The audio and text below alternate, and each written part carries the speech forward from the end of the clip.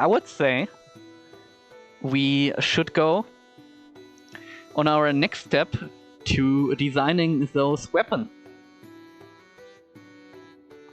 And so we get every turn randomly one weapon selected, and as you can see, we have a d12, so there should be 12 options. 2 which are always the same, the transformation and the failure. And the other options should be now chosen by the player, so my numeration does not count here anymore. So the players gets the list. Maybe I just kill the numbers here so it's more clear.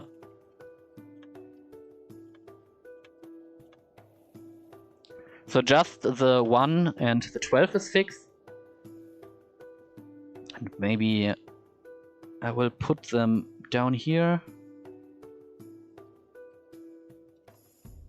Oh, I hate formattation. Yeah, we're close. That's because I think I'm writing with... But yeah, whatever. We just write it like this. Citations are great. So how many weapons do we have actually at the moment? 1, 2, 3, 4, 5, 6, 7, 8, 9, 10, 11, 12, 13, 14, 15, 16, 17. And from those 17, and maybe you guys or girls have another idea which weapon I could add, the players can choose 10 in their list in which the weapons could technically transform, so that the players have some decisions of what weapons they prefer and what effects they find cool. And they also can give the things numbers, which I think is also cool.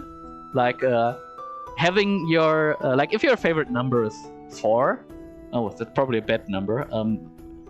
In a lot of countries, like because like S in Chinese, 4 also means death, so it's a difficult number in China. Let's say your favorite number is 6. Then you can say like, okay, my favorite weapon transformation would be the X. So I put it on 6. And I dislike the gun, but I have to actually take one range weapon because the system is shit. So I put it on 2 because I don't like the number 2. And I think that's cool. Let's give some customization to the overall design. So I think that's a cool idea. So I actually have the 1-1 ready. So the failure is pretty much the weapon does not be functioning in this turn, and you can't drop it, so you actually have to go be creative what to do with it. And it becomes less likely on level 15, where you can actually choose what effect you get. At least on from 2 different rolls. I mean, you still could roll a 1-1, but it's not that likely. So that is done, and I also in the last time already finished one of the weapons as an example. And here you can see how I imagine how the weapons should look. We have the whip, and your weapon transforms into a mechanical whip. At 30 feet range to its base property, damage dice is 1d6 piercing. When you hit an enemy with your whip attack, you can push or pull it 10 feet away or towards you. So, how we want to actually make these weapons is we look at, or we try to look at existing things first in the D&D 5e world, and try to over-exaggerate them to make them a bit more nuanced in their specialty, and add it to our weapon. So there is no whip feat, which some of my players dislike. I'm still not sure how I would add to this. I was thinking about it yesterday. But what we have is the spell Thorn Whip. In the, I think it's on the Druid spell list and on one other spell list, but I'm not sure what spell list it was. It might be the Sorcerer?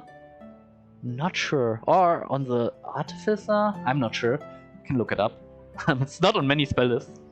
And it pretty much is a 30 feet range cast, which has the ability to, I think, have the effect the 10 feet towards you, but not away.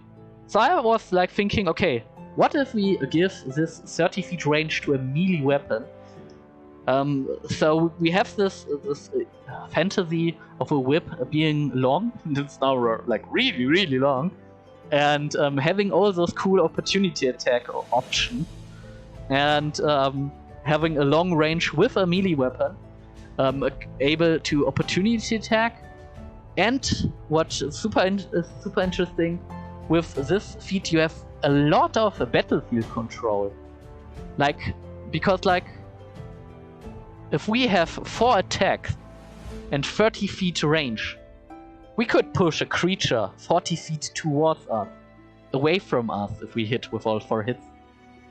That is like super, like, we could pretty much position a creature pretty much anywhere on the battlefield. And that, I think, is a real cool aspect of a whip, especially maybe also of a mechanical whip. Because I imagine like you would drag someone with your whip and pull it towards you, or throw him away, like if you would have like a lasso. Is that called lasso in English? I have no clue. Yeah, it is. It's lightning lasso. It's a shaman ability in Warcraft, World of Warcraft. So it is probably still lasso. So I think that is cool. The damage dice, I think usually the whip is a finesse weapon with a damage dice of 1d4. The Thorn Whip has, I think, a damage dice of 1d6. And I think 1d6 is okay. It's maybe on a bit of a low range, but I am fine with that for the moment. I mean, we are playtesting the character hopefully at some point on hopefully different level ranges.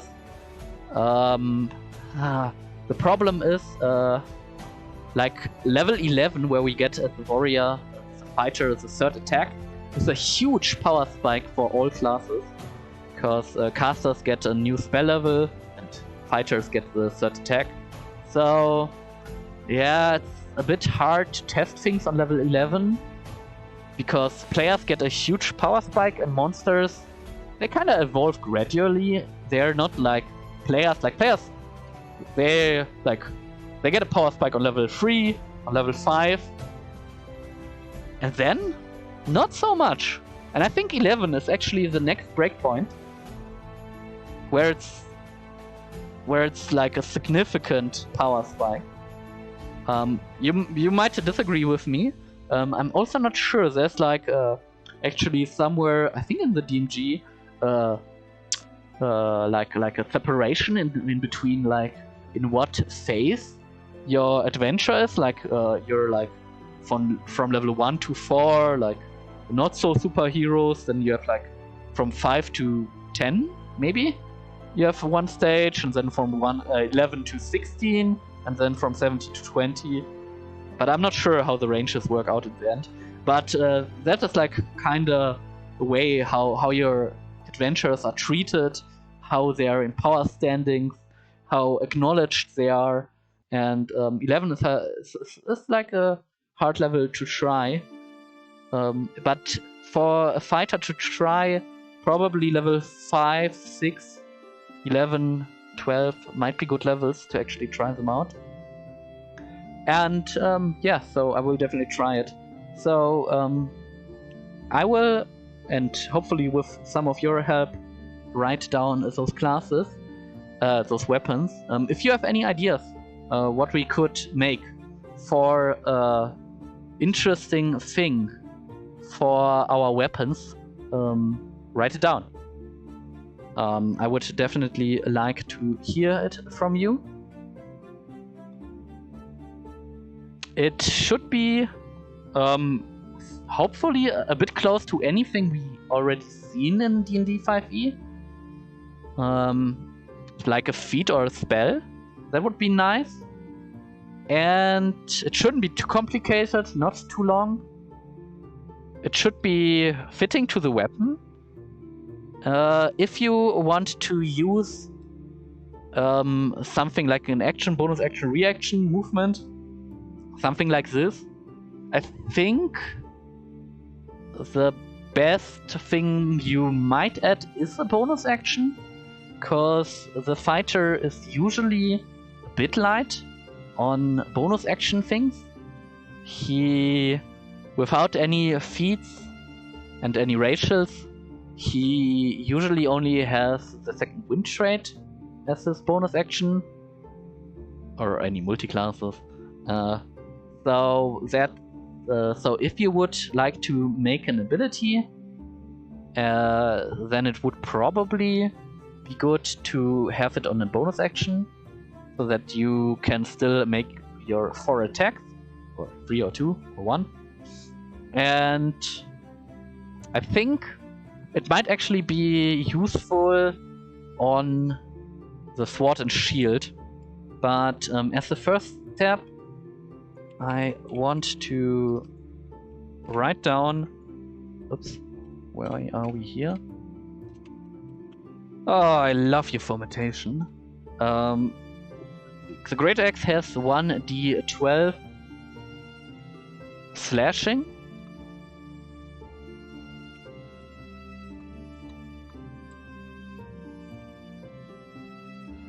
The sword. The question is, what for a sword do we do?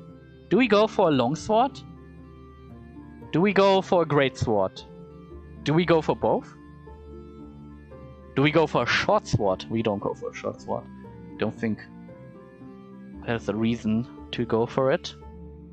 We will have a sword kinda in the sword and shield setup.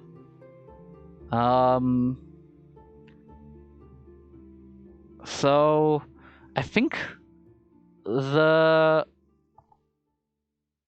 strength of a sword is it might be at versatility. We also might use the slasher feat. So, and this is another problem. Will it bring me here? So if I would go for 1d8 slashing damage, that's overall a bit a problem. So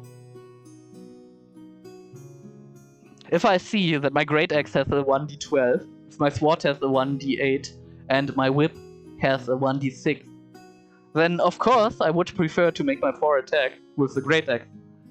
So actually, we also have to balance this. The effects we get through the transformation should make kinda up for the extra dice we get through damaging. And that's hard, because usually the highest dice, or the highest possible dice damage, is what wins in D&D, often in a theoretical perspective, because like you can easier compare numbers to each other than like having this board situation where you actually could with your whip push someone down a cliff and insta-kill him. Because like this is also more situational. So it's way harder to compare those numbers to like, yeah, get your 4d12 attacks in comparison to your 4d10 attacks. Do all those weapons do slashing damage? I mean, Glaive does also slashing damage, right? I'm not that happy with that. Maybe we... Oh, but people love Glaives, right? It's a 1d10 slashing. We have the gun. I think gun do bludgeoning damage, right? Or do they do fire damage? I think they do bludgeoning. I have no clue how to write bludgeoning. Bludgeoning. I don't think it's written like this. And there are different numbers for bludgeoning, for guns. So a longbow has 1d8. A hand crossbow has 1d6. A heavy crossbow has 1d10, right? So for what number do we go in the gun department? Let's just quickly, even if I kind of know what numbers they have, let's just quickly go back to our scene where we see the weapon. Go quickly back. So let's look.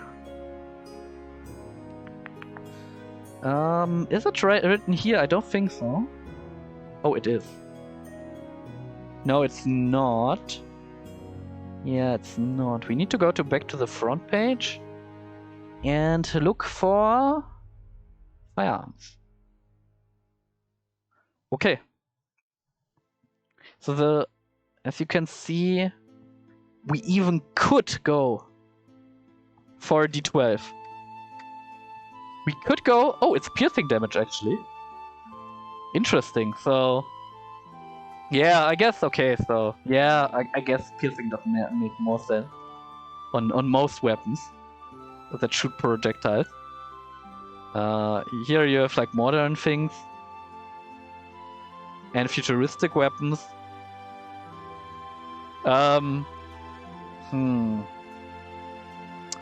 So... If we really would go with a d12 for a ranged weapon, ooh, that's a big number. It has a bit smaller range than a longbow. I think it's 150, 600 on a longbow. Yeah. Which is also further than the heavy crossbow.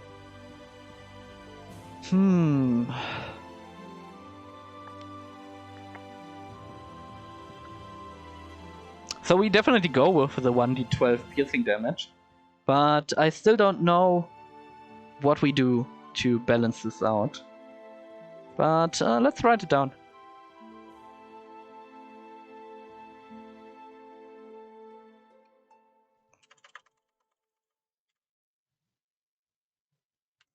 One d12 piercing.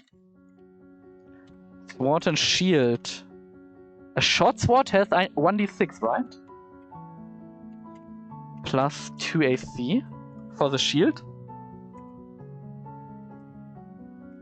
I think it's slashing.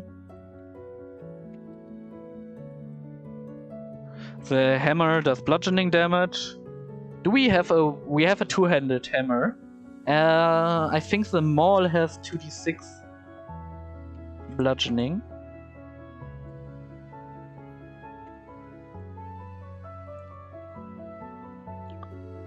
Dual wield? What do we go for dual wield?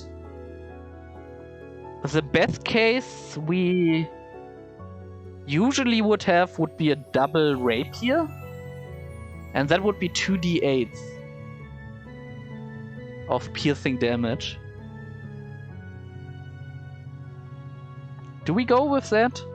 I think I would like it, because I would also like to have more piercing weapons. Because our list is slash heavy at the moment.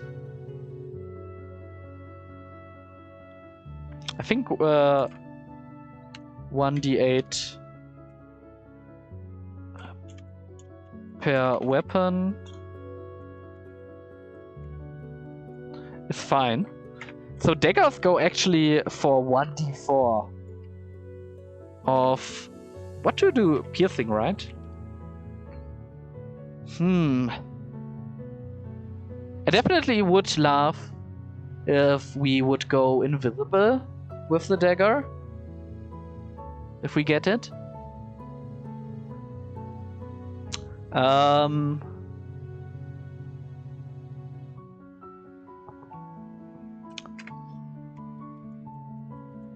Without components?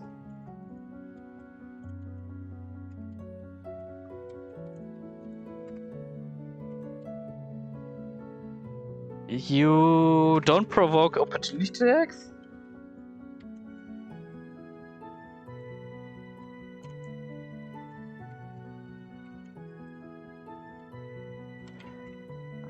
And can teleport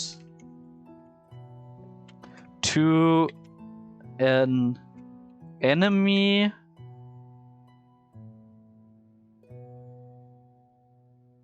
in 30 feet range? That would be cool.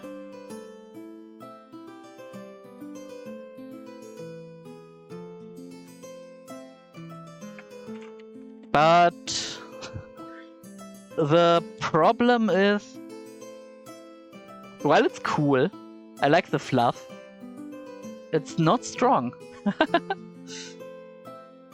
So we could make like the first attack. Yeah, I think that's interesting. The first attack you do, or the first attack you hit, is coated with poison. And it has some effect. Or maybe acid. Because like we are steampunk. We'll use acid or not poison. Hey, I mean they will still... but the problem is like in a steampunk setting, poison... Yeah, like all the machines are immune to poison. If you're not making poison, which is good against machines. But that would be too much writing in our homebrew class. So a dagger becomes coated in acid. It does the extra acid damage on its first hit. I like the idea because it has a bit like a rogue style.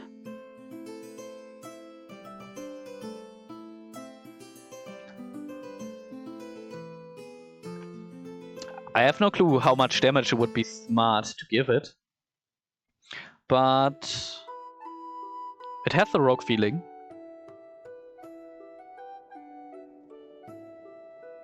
So, what do you think about the dagger? So it's like you would cast it, but you don't need a component or like an action or so. You don't provoke opportunity attacks until that turn because like you're super invisible. You can attack. You can teleport to one enemy once. It's like the typical shadow step out of World of Warcraft. And oh,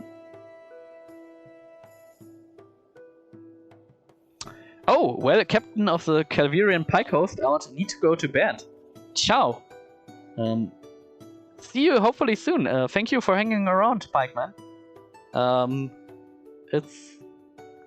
In what time zones do you live? I think it's here like 5:30 p.m. So, not that late here. In Germany. You might hear it, or you definitely will read it, because my English is so la-la. But yeah, thank you for hanging around. So, let's think on. Dagger becomes coated in acid.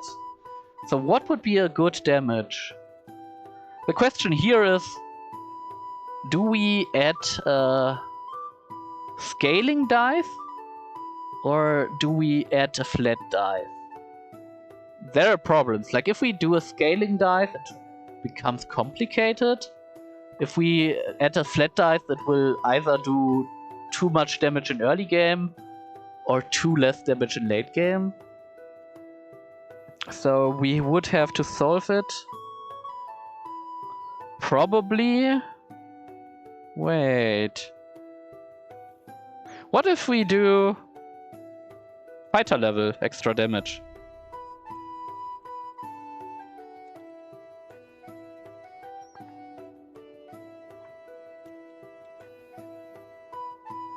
So that would be 3 to 17 damage.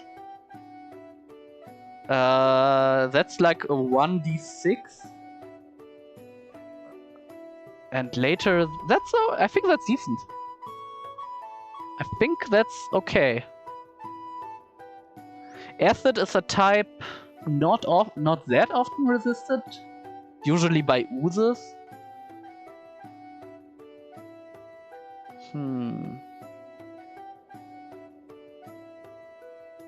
I think that's interesting. I think I will let it like this for the moment and wait for extra feedback. What did the lance have? Is it a 1d10 piercing? I think it does have a 1d10 piercing. And the thing about the lance is it has it's a special trait, which we wrote right before, and it has 10 feet range. Right?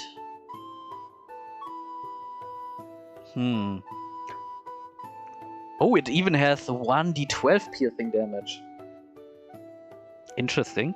So let's write it down.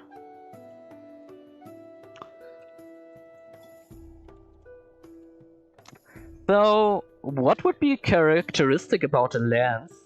Usually that you have a mount. Oh. But how would you do this? How would your weapon transform that you have like a mount weapon and a lance at the same time? That's an interesting question. You could get like rollerblades which are flying, which is an interesting idea. You could get a flying speed.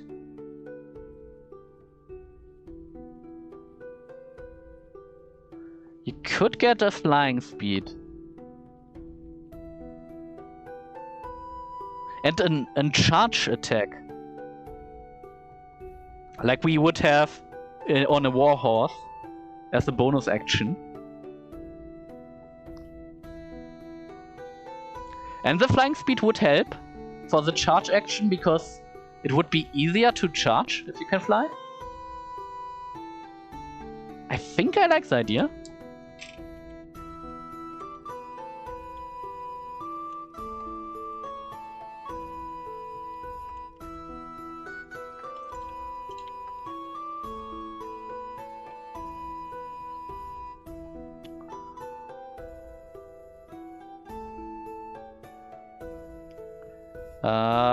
The charge would be DC your DC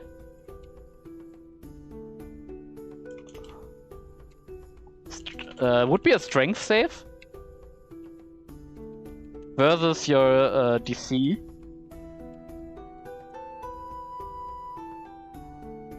And if we would hit it with the charge, it gets knocked prone and we get another attack.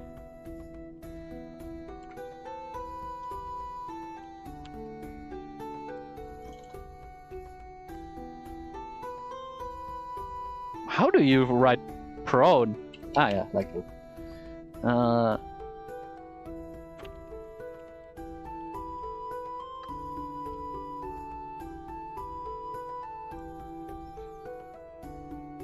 Oh, I'm missing him. I think that's an interesting idea for the land. We saw the crossbow has 1d10 piercing, I think. Did the light crossbow have 1d6 or 1d8? Man, I don't play that many range classes.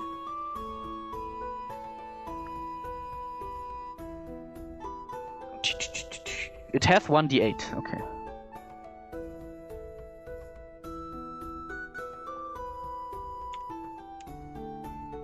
I definitely would like to have something with status effect.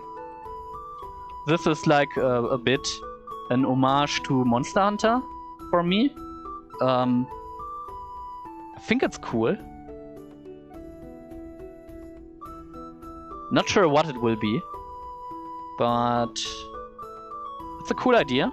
The boomerang? What? Oh shit, I have no clue what the boomerang does on damage. There's one boomerang in one of the books. I would spoil if I say in which books it is. But it definitely would have to have the returning feature. Because otherwise you would just lose your weapon. Which would be stupid. So it definitely would have to have the returning feature. And... yeah, what dice? It's bludgeoning damage, probably. Is it a D4 only? I think it is a D4, right? Shit. So the effect would be would have to be really strong. And as I'm looking off screen on the weapon table, there is actually not written the boomerang. So it's so rare to have a boomerang, but come on, we can't play without a boomerang. I think I will give it a 1d4 boomerang damage. Bludgeoning damage.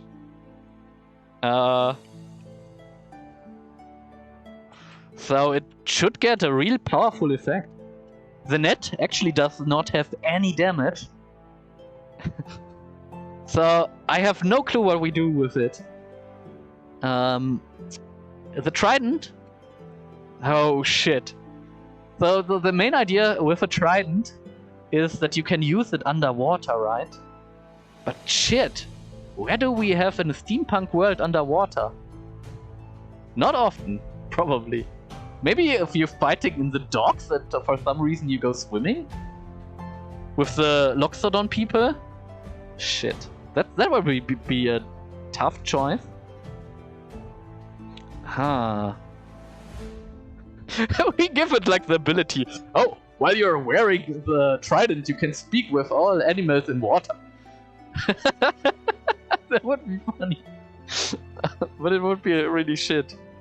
It has a versatile 1d8 on piercing damage.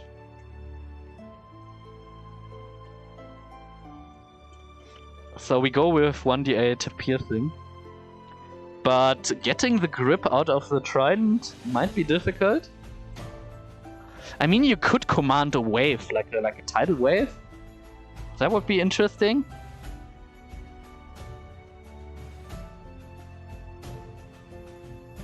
Or you get a swimming speed.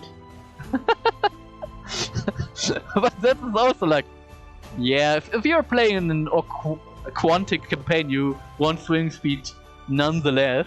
And if you're not playing in an Quantic campaign, usually you're like, yeah, okay, good that I have it for the 2 times. We will have something to do with the water. Oh, interesting. The Trident will be an interesting thing. A Power Claws, also an interesting weapon because it's not in D&D at the moment. And what do Power Claws do? So we have like a gauntlet with sharp, razor-edged fingers on it. And most of the stuff I'm talking about now is like what I've seen in Shadiversity's video. He did describe, in his eyes, I think the biggest strength of having Power Claws would be if you actually could wear them. So you would have a magical or mechanical way to increase your strength or something like this, which we could definitely have with our fluff in our world. That you actually can block attacks with your weapons, kinda. Because like you have with your fingers a lot of flexibility to block incoming attacks, and that is indeed a big strength.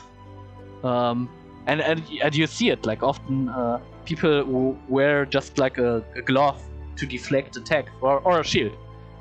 And but with the claws, the advantage is, in comparison to a shield, is that you could like deflect a SWAT better, but also use it offensively better. So the question is also, do we do piercing or slashing damage? For that, I would like to go quickly to the scene with our weapons and look at the Tabaxi race. Let's see what attack they do. I think it's slashing.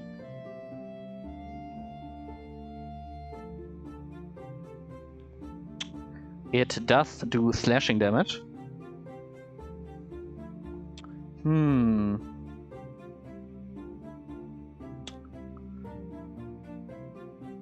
The question is like, oh, actually then, it's also like if your weapon breaks and you fear about it, have a natural weapon. Then you can at least attack with this.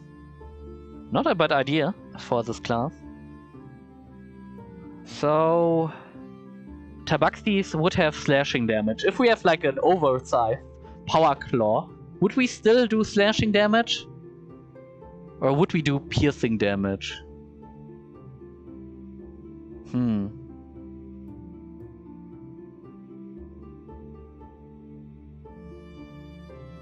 I think we go with the slashing damage.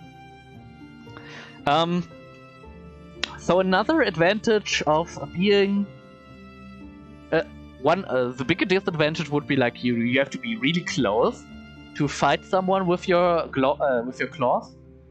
So that would be in real life a huge problem. But it also gives you an advantage if you're that close to fight someone. Like if he would wear like a glaive, he would have problems if you stand like really, really close to him. And you could just, with your power claws, which are kind of like enhanced versions of your hands, grab it. So that might be also a possible way how we could make the claws interesting, either with giving it a defensive capability, which we also could do in two-handed combat, because I think we could either go in two-handed combat with like a really reckless way to fight, or we could go with like a defensive style, as you can see in the dual-wielding feat in D&D, which I will just show for a second. We actually get extra AC. So the creators of D&D also like stressen the aspect that dual wielding is also a defensive thing. So we could actually, but I also like those imaginations of a barbarian with two-handed axes and then attacking recklessly is cool. And adding the feature of making you able to attack reckless would be a fast and good solution to the class. I don't know what I would prefer.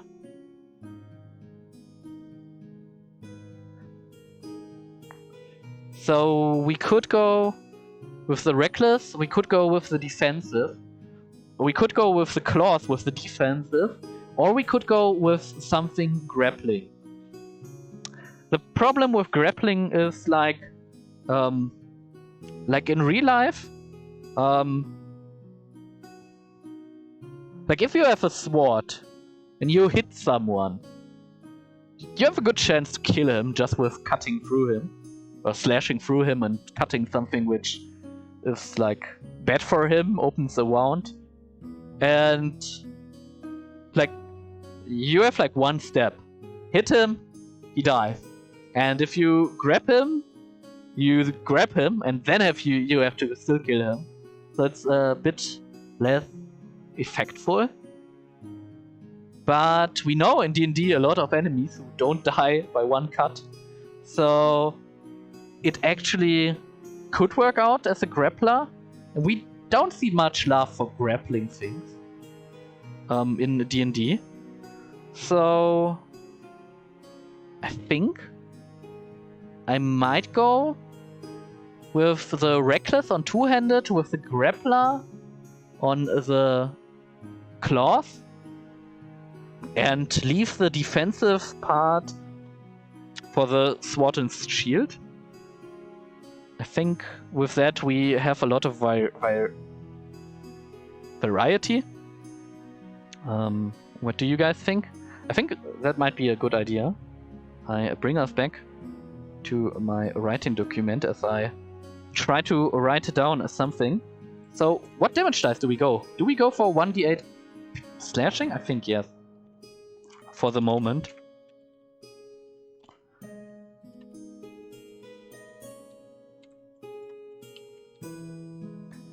We go for 1d8 slashing and something with grapple. We go for dual wield with reckless attack.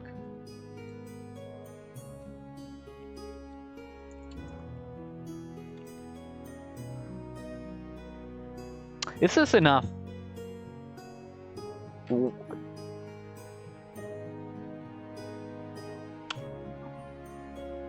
So you could make, as you're dual wielding, we need to switch actually the weapon trait. So it would have to be light if we are dual wielding, because otherwise we could not use it as a dual wield weapon. But that's the only thing I need to switch to dual wield it, right? I think.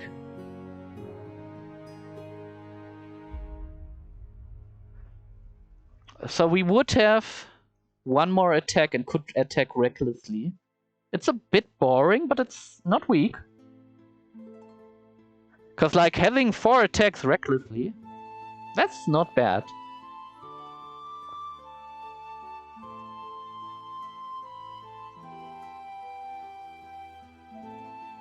It's also not a lot to read.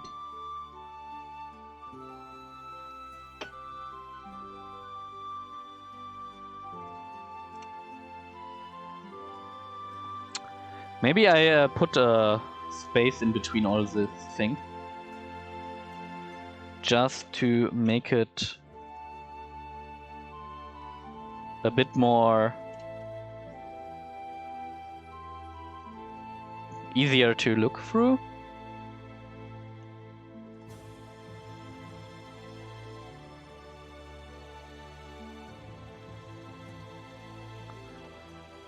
Man, but we still have a lot of weapons to go through.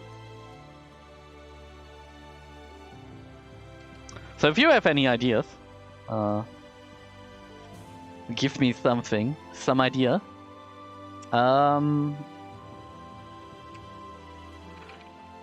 So let's check out some of the feats. Let's go back into our other sheet. Let's look at some of the feats we have in D&D. Which might be interesting for us. And we have therefore Crusher, Slasher, and Piercer. If I ever find them. Crusher, Piercer, and Slasher. So we have the pushback effect on bludgeoning damage, which kind of makes sense. Like you attack with so much force with a bludgeoning weapon that the person flies back. Makes sense. The problem is our whip does this too, so that would be a bit redundant. Is that called redundant in English? I have no clue. It would be a Wiederholung. It would happen again. And we also, when you score a critical hit that deals bludgeoning damage to a creature, attack rolls against the creature are made with advantage until the start of the next turn.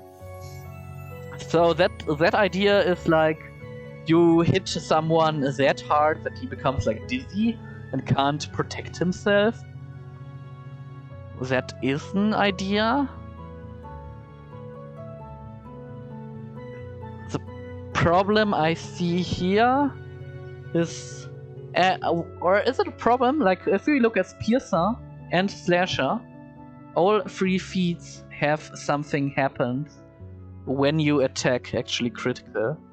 So the question is, do we want to have those things 3 times? I'm not sure, so let's just read the first feats. Once per turn, when you hit a creature with an attack that is piercing damage, you can re-roll one of the attack damage dice, and you must use the new roll. So I think that's like aiming at the precision of a piercing weapon, that you can like maneuver your attack like really precise into someone, which is strong. We could, but that's like more a rapier style weapon, right? Not like a sword. Because we could make like, give one of the weapons the feature, if you miss a creature you can reroll the attack once. That is like the level 17th ability of the Kensai, but I don't know how often he can use it. Let's just quickly look at it. Where is the Kensai?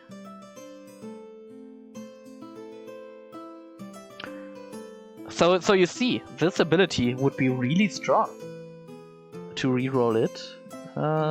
If you miss with an attack roll using a monk weapon, yeah. That's of course, we always use our weapon on your turn. Okay, it's also on your turn, so no opportunity attack. Yeah. Most likely no opportunity attack. You can reroll it. You can this feature only once on each of your turn, but you can use it on each turn. But once on each turn. So we could use this unerring accuracy for one of our weapons,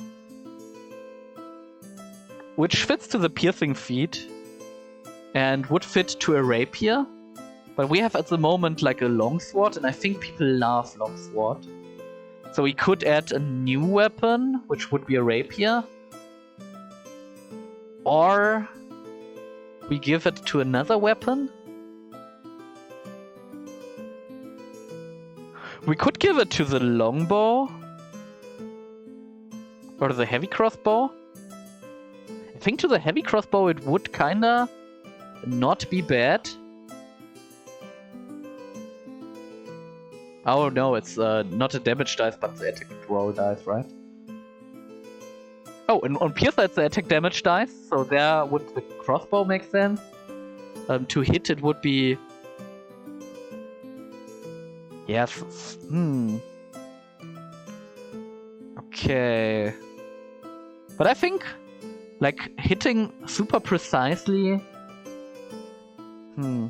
I think the damage dice would be nicer. And you can do it on all your attacks on that turn.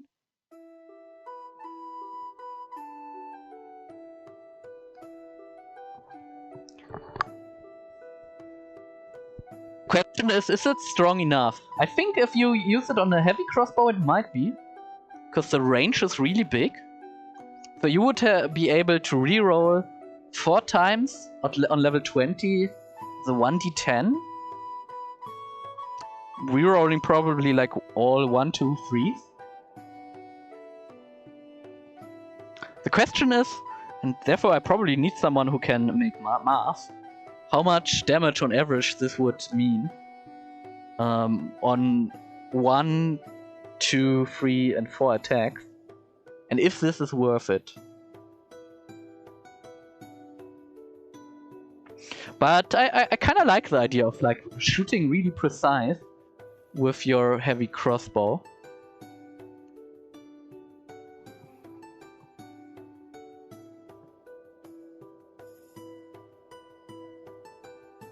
Let's copy pasta it and put it into our crossbow. Oh, you don't... shit, I need to switch the scene.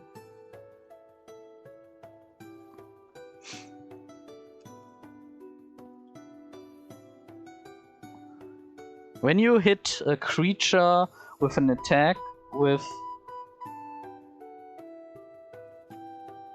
I'm not sure of...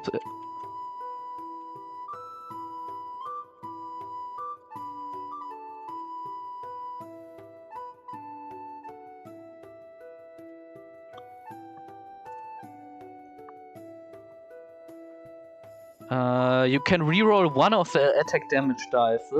I think we still keep with the 1 on attack damage dice component. Like, you could have more damage. Like, if someone casts Holy Weapon on you, a priest, I think you can cast it on other people. That would give you like 2d8 radiant damage, I think. Extra on all your attacks.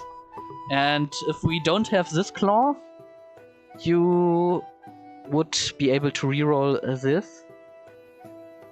So the question here is, how much extra damage is this on 1, 2, 3, 4 attacks?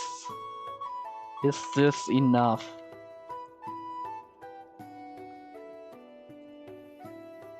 So one thing we have to keep in mind is that we have to also have the numbers in mind. Like, this D10 should have a weaker effect than the 1d8 from the light crossbow. But I have to say the charge, but it's still situational, and it does not give you protection from extra attacks, from opportunity attacks. So it matches this.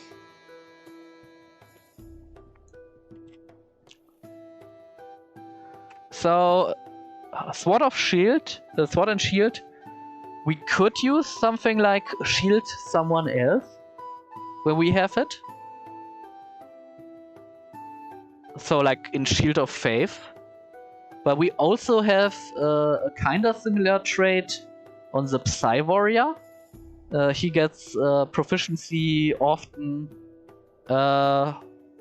way to shield an friendly target out of like flat damage. Later he also can give someone cover, which increases AC and gives advantage to dexterity saves.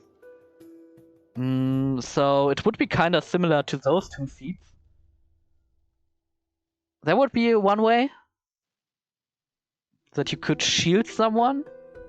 We have the reaction that you can shield someone who takes damage next to you with the protection fighting style. We have the Shield Master feat, which lets us. Let's look at the Shield Master feat. We can, because like there are 3 things,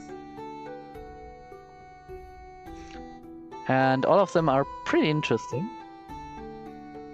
in my eyes. So one would be to try to prone or shove someone, which is really good, but not the thing I wanted to have. I want probably something defensive when we have the shield. We have here the AC bonus, which would be +2. Would add to our dexterity save, which is okay.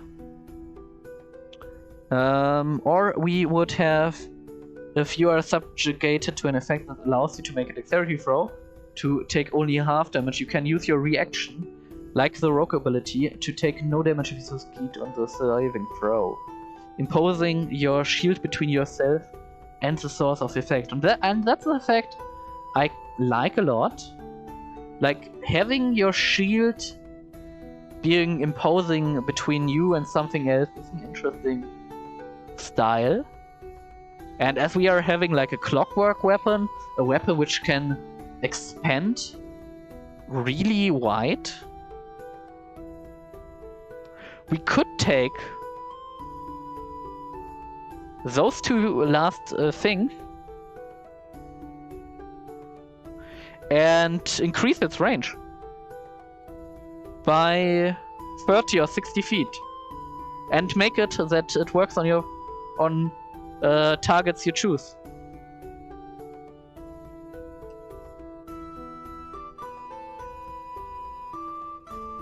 The question again, is this enough? Is this cool? The problem is, it's too situational. you have to know, okay, he's doing something which does a dexterity saving throw. That is really min-maxy to know when something is doing a dexterity saving throw. You then have to have up the shield, which is a bit more likely in later levels, but it's still too unlikely. And then your party also needs to stand close to you. That idea is cool, but it's not good.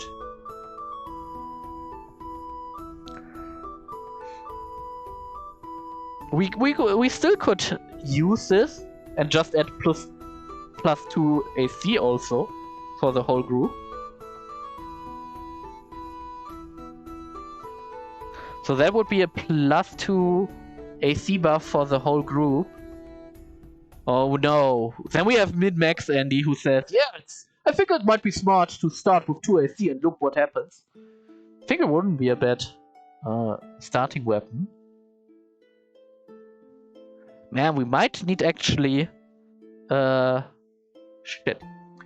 We might actually need a clause that you can't use the weapon out of combat. But that's also stupid. But is it so bad that you can start with your favorite weapon? I think that's okay. You probably don't want to cycle through it all, because you either waste time if you roll a 1, or you might lose getting exhaustion with a 12. So... I think the idea is still not bad. I think I will take it for the moment. Till I find something better. Or if you guys find something better. I kinda like the idea of being like making a huge shield wall for you and your friends.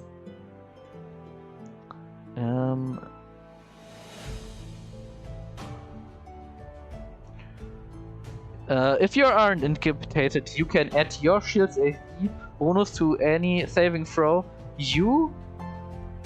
And I'm not sure how the right spelling is. Designated creatures in 30 feet range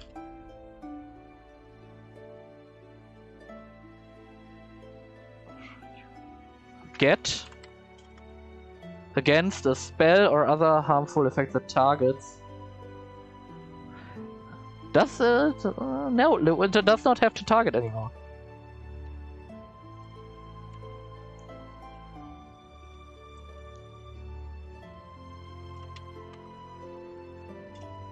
If they are subjugated to an effect that allows them to make a dexterity saving throw, to take on here. It's a bit like doppelgemoppelt, we say in Germany. Like it's pretty much the same as, so like it would not work on a rogue, because like he has this effect anyhow.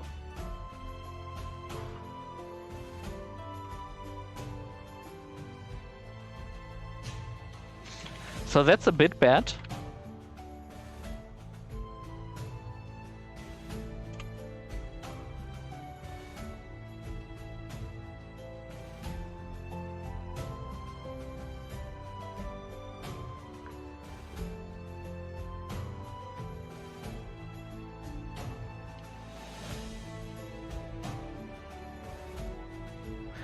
We might make 2 sentences out of it.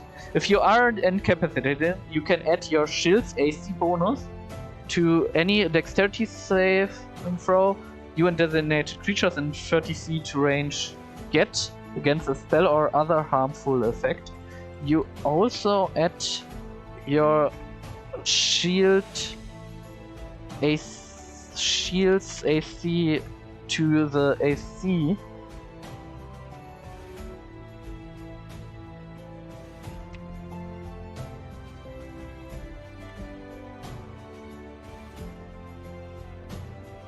So with that, with those +2 AC, we always have an effect from +2 AC as a group for everyone. So it's It's sometimes a really good effect and always a decent effect. Might be an option. It could be a bit cooler, to be honest, but it's not uncool.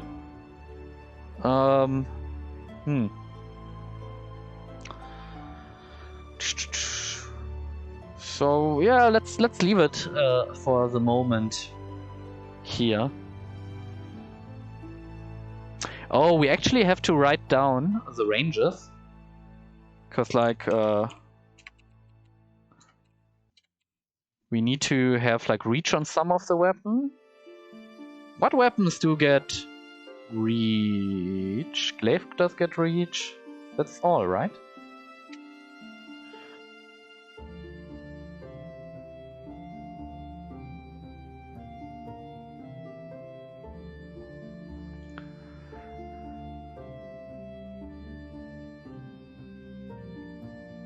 We also would need to write down now the different ranges of bows, crossbows, light crossbows, and guns, but I can do this after the stream. Probably not that interesting. Also, Boomerang. Net, I don't know. Net will be complicated.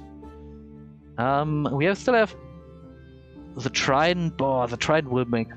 Oh, that's also a complicated one.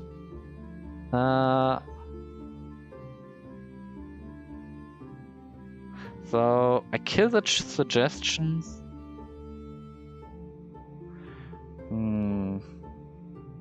We did take this suggestion. We did not really take this. You kinda can choose once before the combat.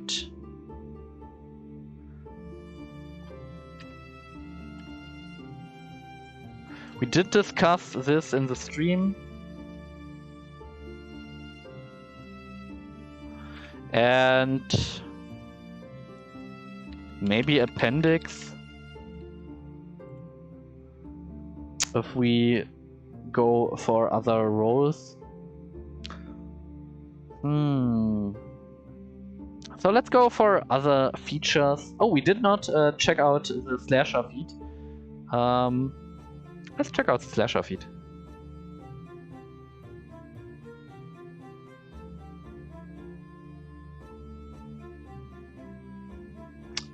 So we always get one of the things, always something when we crit. And once per turn when you hit a creature with an attack that deals slashing damage, you can reduce the speed of the target by 10 feet until the start of your next turn. When you score a critical hit that deals slashing damage to a creature, you grievously wound it until the next turn of your turn. The target has disadvantage on all attack rolls. So the idea is probably like you attack him so much that he's not like confused in his defenses, but in his offenses.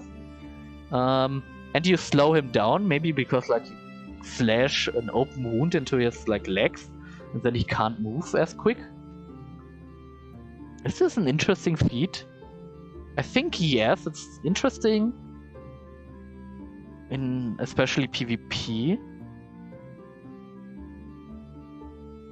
In PvE, it's a bit more complicated, because usually mobs in PvE campaigns don't want to run at all, like away from you, or like if they, yeah.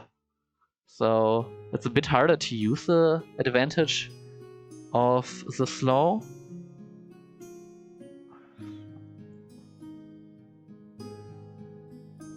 We could make it like a full slow, but what would be the play?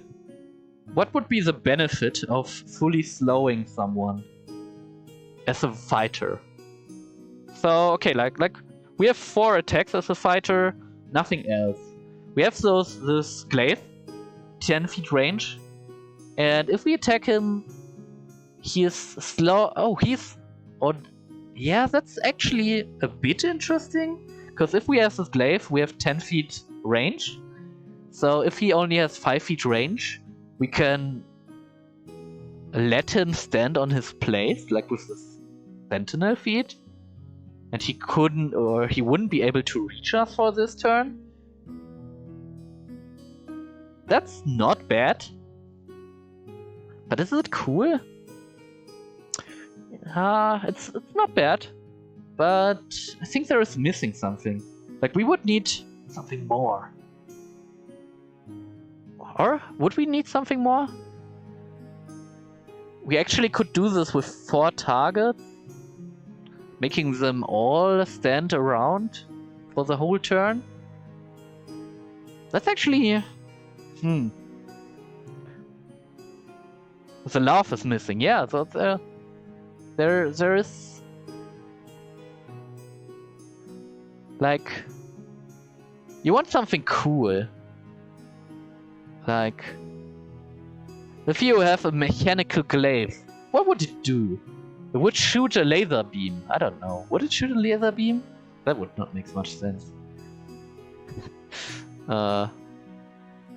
It would make kind of sense if you would have a quarterstaff or something like this. Then you open like the quarterstaff and it shoots like a bazooka. Would be funny. Would be a bit hard to write down. It could be like this could work actually the musket. A version of the weapon. Not a bad idea. So what else is like characteristic of having a glaive? You have the reach, you have the slashing damage. We have... Yeah, that depends on what type of glaive we have. We have like a really strong... Oh, I don't know English weapon names. Baradiche style weapon is where we could have like really swift glaive. More like spears.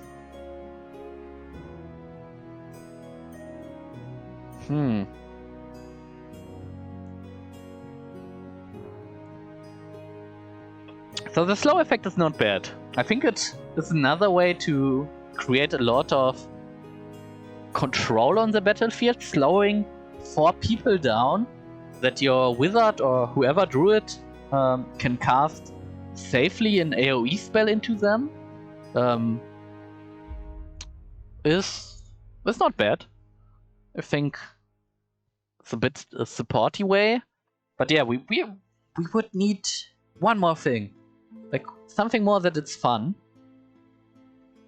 We could go for the critical roll, but is that so much fun?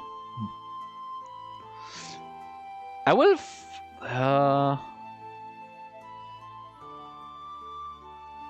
Use the first part in my sheet just to have something there which we can work on.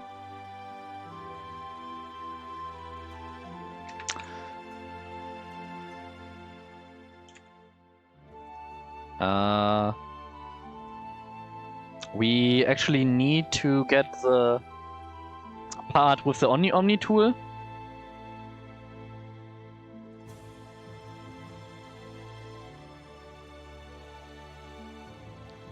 You hit a creature with an attack of your...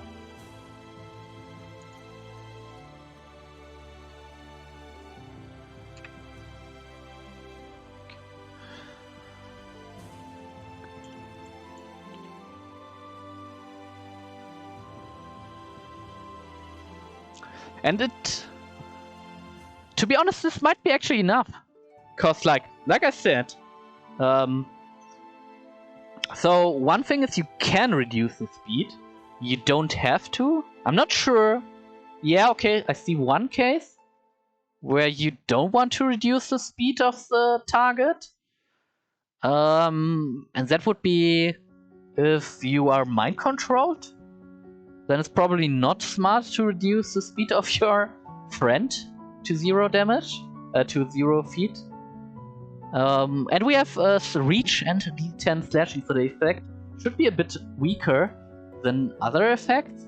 And reducing something to 0 feet is in another tactical way interesting, because if a creature is flying and not hovering, it falls down. You need to be able to be moving to fly, not to hover. You can always hover, but to fly you actually need to be able to move. So if you were to jump up attack someone with your glaive, which has reach, you can actually make him fly down. Which is an interesting thing, because fighters usually lack the capability of cutting or fighting good against flyers. Would be an option.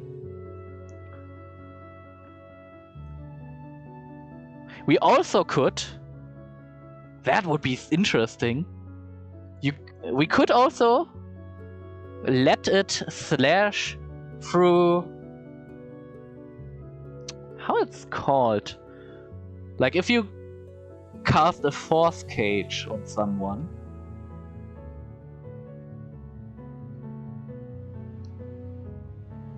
we could add this just to make it more fun as a fluff claw. This won't happen often, but making the glaive like a interesting utility tool is an idea.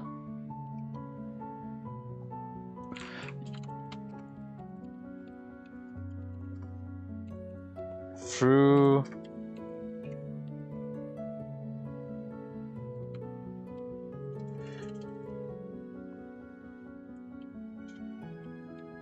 we have probably to rephrase it at some point. But it's like we are missing something like tiny bit, and this is maybe the tiny bit which actually could save a warrior. Like, that is like a kill spell to a warrior. A good wall of force and he's dead. Or like, yeah, he probably won't reach out ever. So having a chance to switch this, and that's just like, I mean, it's an Omni tool. It should have some tools or some weapons which actually help you come through difficult situations, especially if you have later the option to choose from two effects. And we see this with the glaive, which can cut through walls of force. We have the lance, which gives you a flying speed. We have the dagger, which gives you the ability to transform, to teleport and get invisible. So there are actually aspects which can help you in using things to your advantage. I think I like the idea.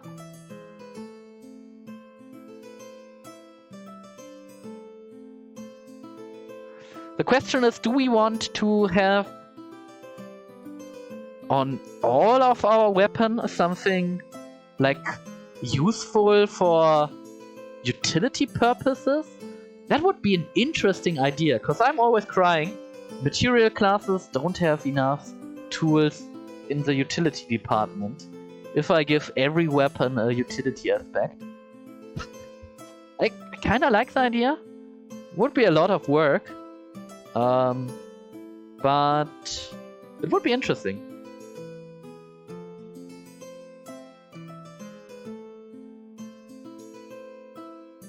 I'm not unhappy so far.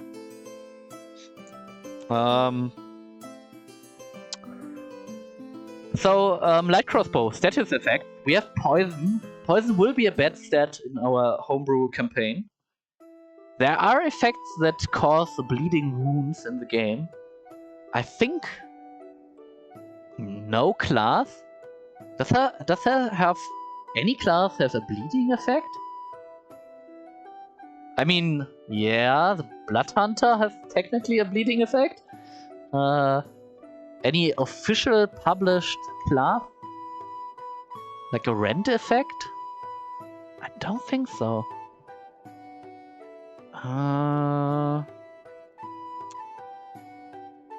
But the problem is, I think bleed is not a condition verified in D&D 5e. So, because like a machine can't bleed, and machines are not immune to bleed because there is no condition called bleed. So that would be difficult to make it like this. We would have other conditions. We could make them like proning arrows, incapacitating arrows, sleep arrows.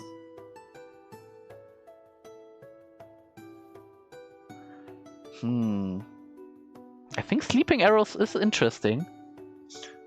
Because this could also help us in infiltrating bases.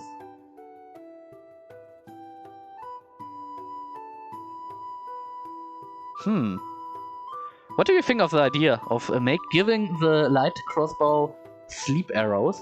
So they probably would have to roll a DC con save against your spell save DC. Which in this case would be also con.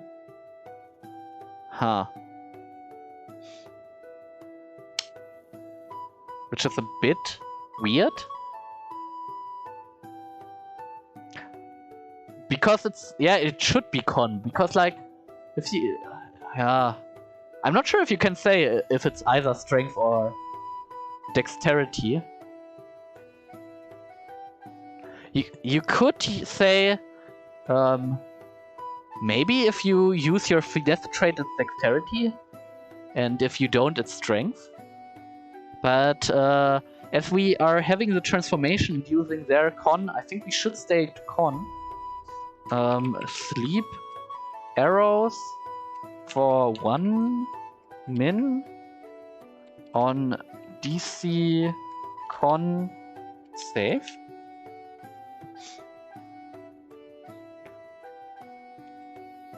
But again, the problem, that's not enough, right? Or we give them more choices.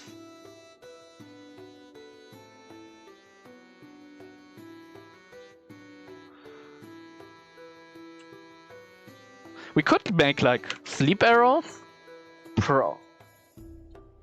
So would here sleep arrows? We could make all of the arrows prone arrows, which are actually bows. Sorry.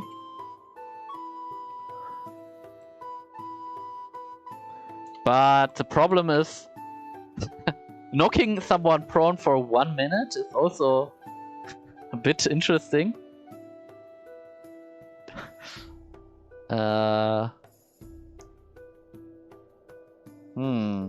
But I kinda like the idea of getting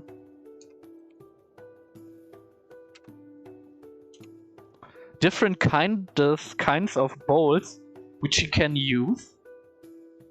Then we could also add poison balls for damage. Or poison status, probably.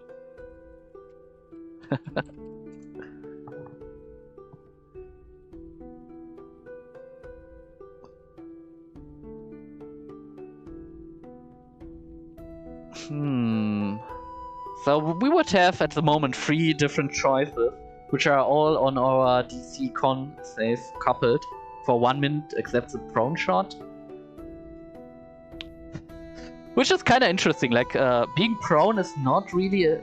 I think it's not really helpful for our being in range. Well, yeah. I mean, if he stands right next in front of you and you make him prone, he has a disadvantage if you then run away from him. Yeah, that's a bit situational. Poison to poison, maybe damage, Datsu?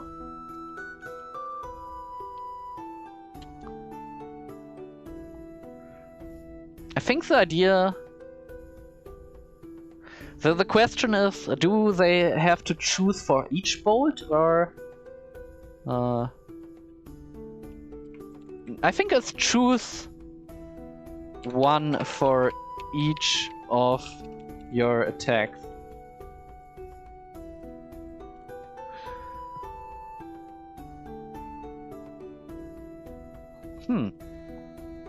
I kinda like the idea. I will leave it there for the moment. The sleep bolts have some RP moment ability to make something interesting. So I'm not unhappy with that. I'm still not 100% happy.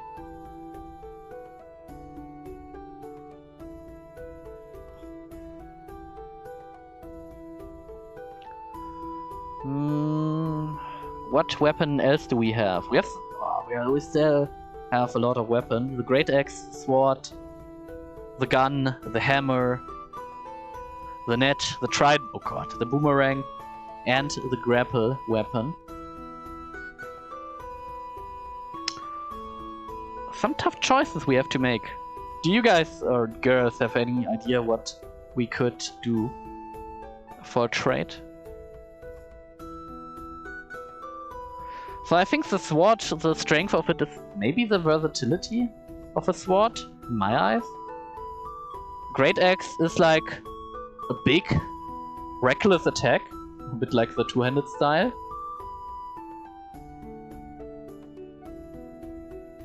The gun, probably the biggest strength is that it does 1d12 damage on range.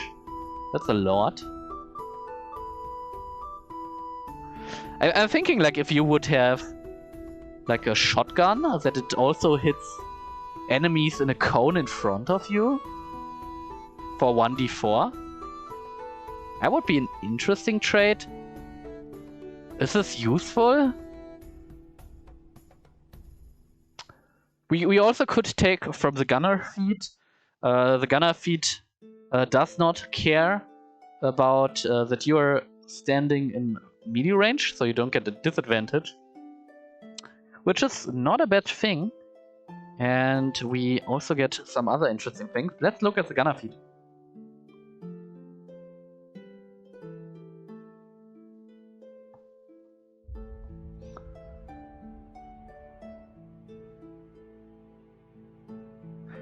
And I have to say, I hope the next classes will be a bit easier and faster to make. We don't want to spend this much time on every of our subclasses, but as this is the first one and we really want to make a really interesting class, we should take our time with it. And the more we do now, the hopefully faster goes the playtesting. Loading property, we don't have the problem with that, because we don't have a loading prophecy. We don't need firearms, because we don't have firearms. We could use being within 5 feet of a hostile creature doesn't impose advantage on your rage attack rolls. I think that's a cool idea. And we just add that we do some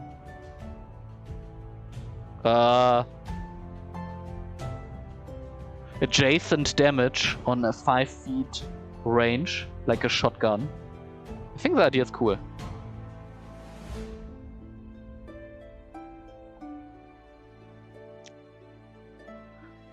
Because like the weapon does 1d12, it's already super strong without anything, so we shouldn't give it too much power.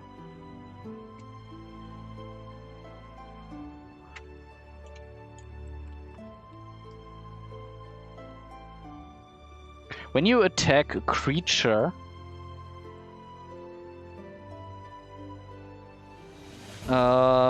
you also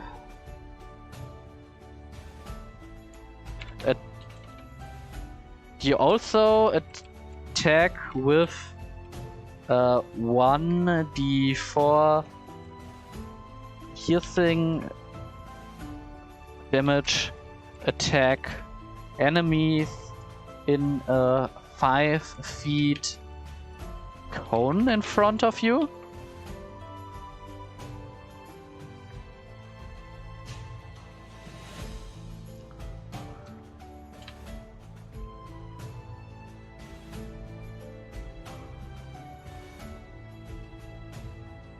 We also could make it like a 10 feet cone and then it's fun. Going a bit over the top with it. I kinda like the idea. 10 feet cone is not bad, it's kinda a range. And battle-wise it would help us. I mean, like, it's not much damage. Like on 4 attacks we could do 4 to 16 AoE damage. The question is, can we buff this damage? No, I don't think so. Maybe 1d6 is even not enough. Maybe we go for 1d6. That would be up to 4 to 24 damage. That sounds a bit better in my eyes.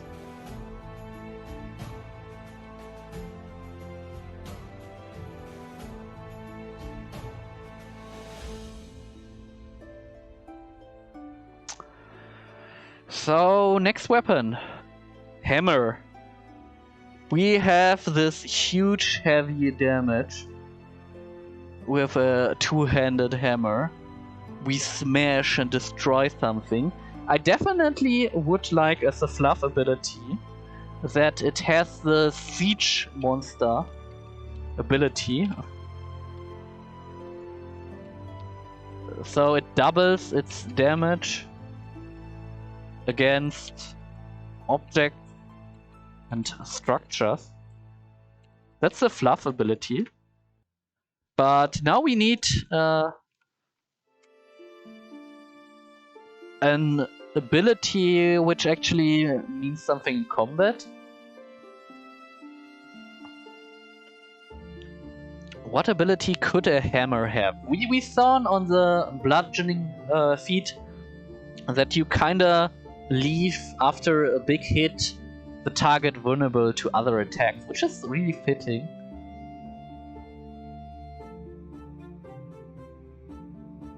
You also could crush the AC of a target for like 1 round. The question is by how much? Reducing AC is a really strong effect. I'm thinking like, do we have a lot of effects which reduce AC? It's usually a thing we really dislike to see. Let me think. Do you guys and girls have an idea of things which reduce the AC?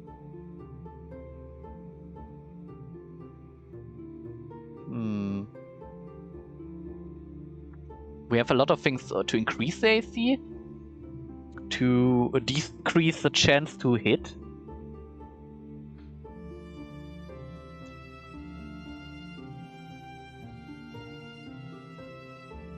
But I think like the idea is not bad.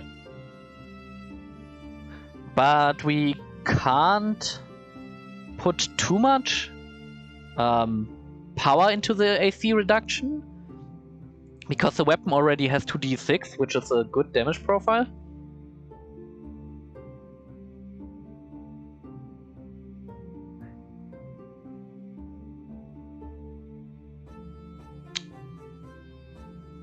And the question is like, how do we do it? Like, once you hit it, it gets to once to AC, then you kinda would like to spread the damage, which kinda does not fit. Oh, to a hammer. We could make it.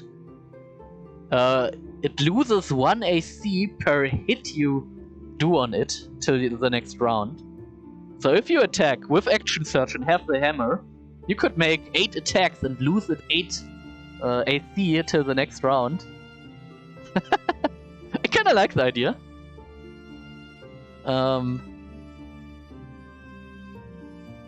And I think that's cool.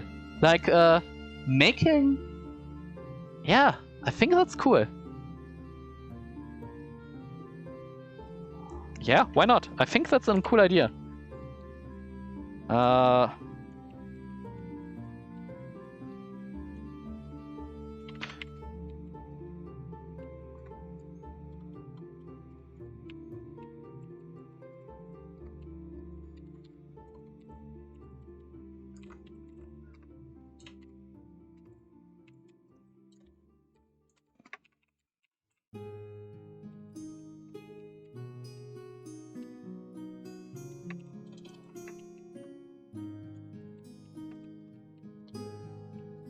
So I think like fluff-wise, this represents like the like you destroy the armor of something.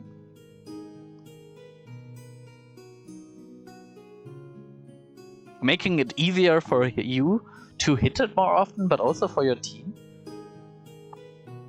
I think that's cool. Kinda like it. Okay, good. We have the hammer, we have the dual wield, we have the dagger, the lance. Man, what will we do with the boomerang? It also it returns.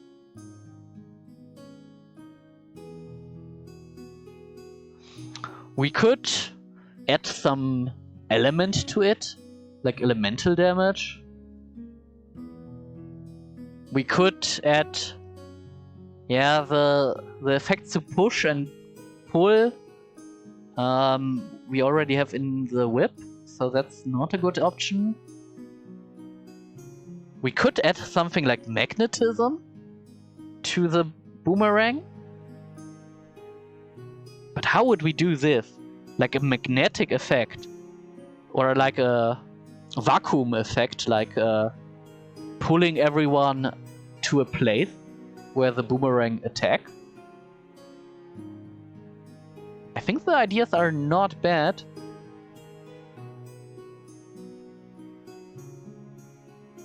But it's hard, once, to describe it, and two, the question is how good is this?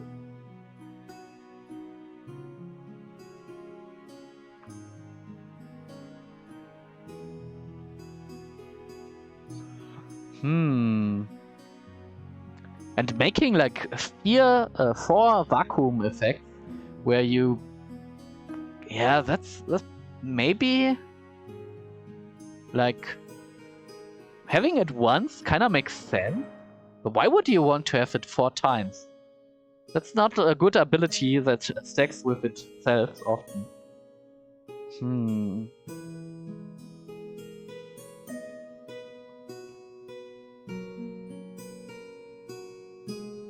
We could go, but that's so like stolen from the champion. That the Great Axe does crit on a 19. That's too much like a champion. Well, I think it's a really cool and good trait. Just increasing the damage sometimes. I think it's also fitting to the Great Axe. That you do this big crits. But it's like the champion. So we could do this, critting on a 19, and give it some fluff.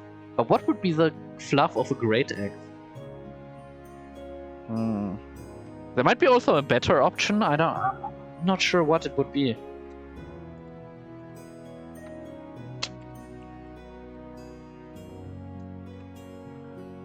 What would be the fluff on a Great Axe? What could a Great Axe do?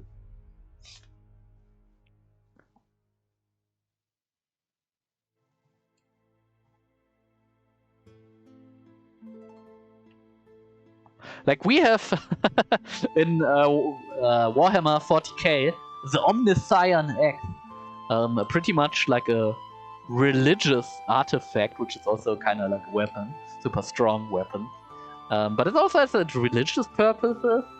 So actually the Great Axe could give us advantage in wisdom, safe, while we are wearing it, and check.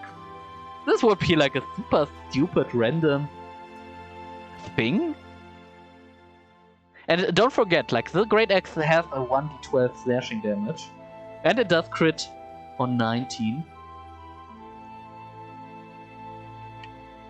I kind of like it. I think it's an homage to the 40k universe.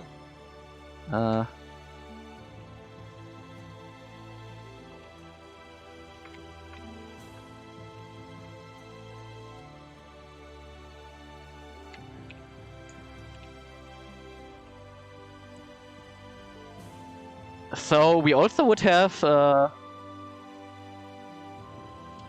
advantage on perception checks, which is sometimes in combat's useful. On insight checks, which is really rarely useful in combat. I sometimes have perception even more often in fights. Insight, not that often.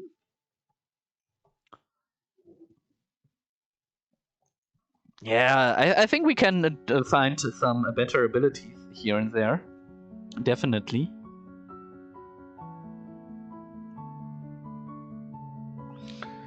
So let's check out. We still have the sword. Something versatile would here be good. We have the net and the trident. I definitely want to add the you can speak to a quantic creature.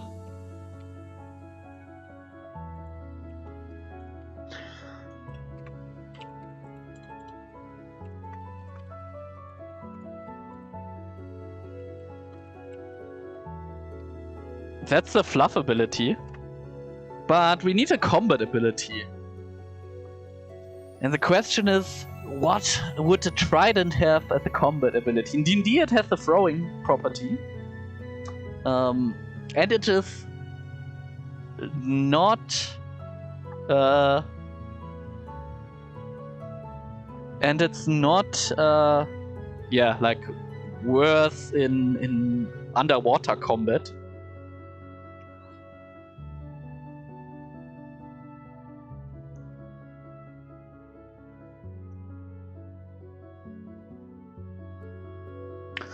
So one thing which kinda would, but it does not make much sense. So that you can't get disadvantage on your attack say hits, but that's still too situational. I would not really like it to go like this.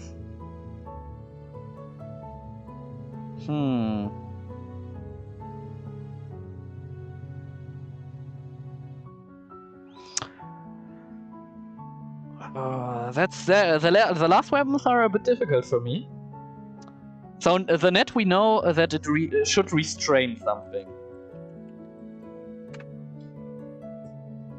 We could make the restrain effect. Ah, shit.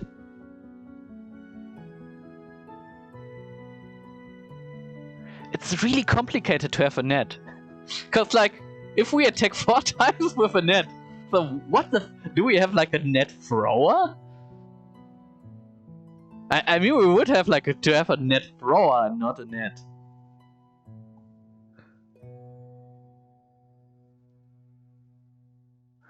And that could restrain them. Ah, but restrain is so close to the effect of not letting them be able to move. Ooh. That's tough. Oh, I have no clue how to write a thrower. I don't think it's looking to throw. Okay. Ah, difficult.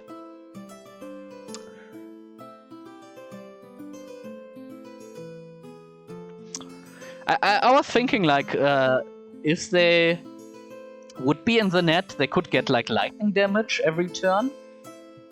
But until they save from this net, which is an interesting effect. That could be an effect, right? We kill the restrain part.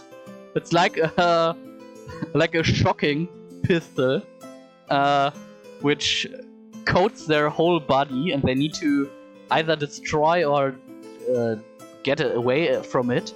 And otherwise, it does damage every turn on them, lightning damage.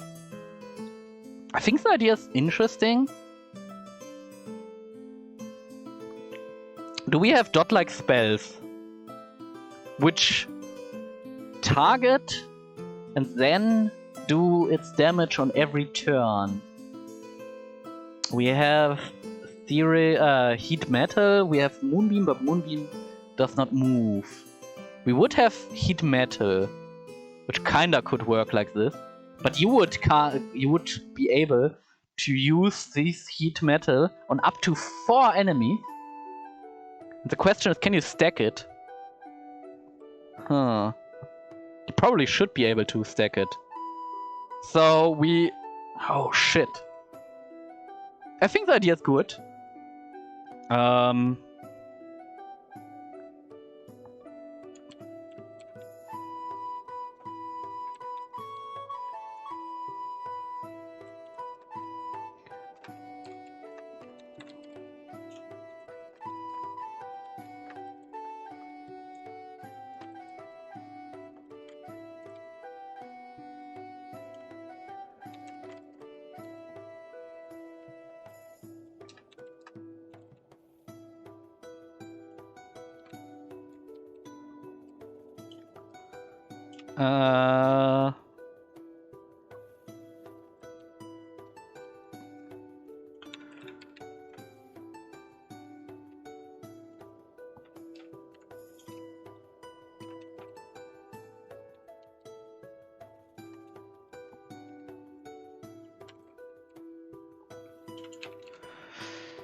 So that's my idea.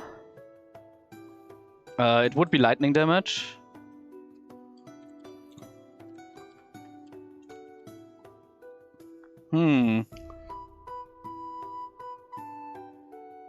So that would mean in the end, if you would hit one target with 4 attacks, 4d4, so he would get 4 to 16 damage every round. That's not that high, right? Let's check out some numbers of spells. First we go to... we want to go to the Druid table of spells. And we look at Heat Metal and we look at Sunbeam.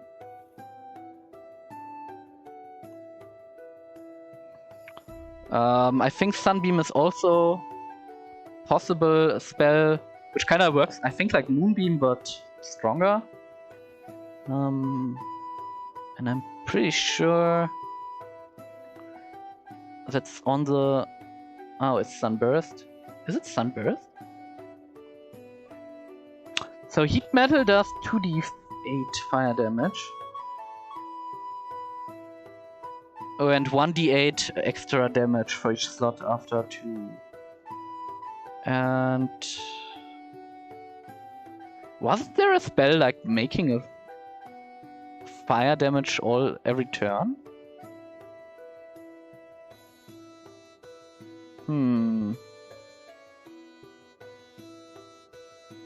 Oh, was it this? Sunbeam?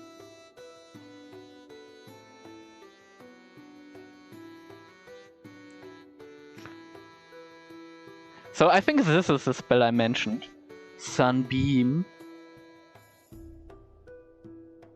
68. We have to increase the damage. The question is to what?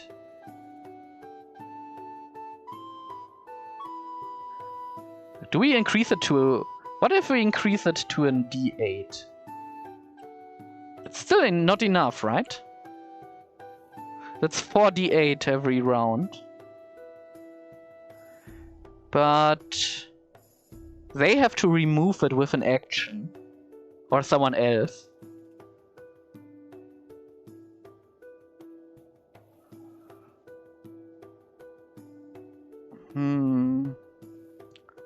So it's also not concentration. The other two spells are concentration.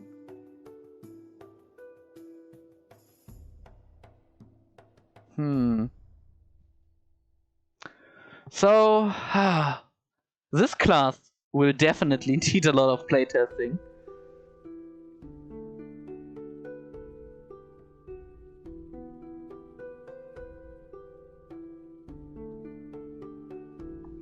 Yeah, the question is like, are those things meaningful enough? I'm really interested to see how good this features will do.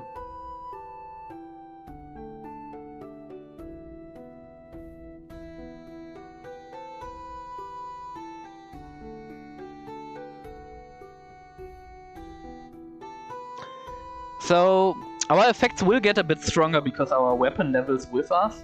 So we will have automatically have a +1, 2, 3 weapon. So that's good. We have our win all button.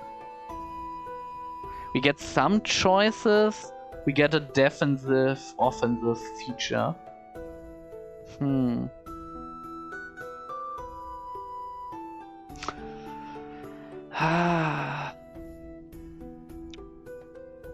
Yeah. I think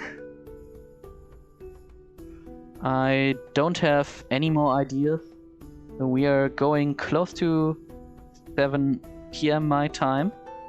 So if you have any idea, any comments, any feedback, the perfect time to say it now or write me a PM, because I won't do much content anymore. I think it's time for me to go soon.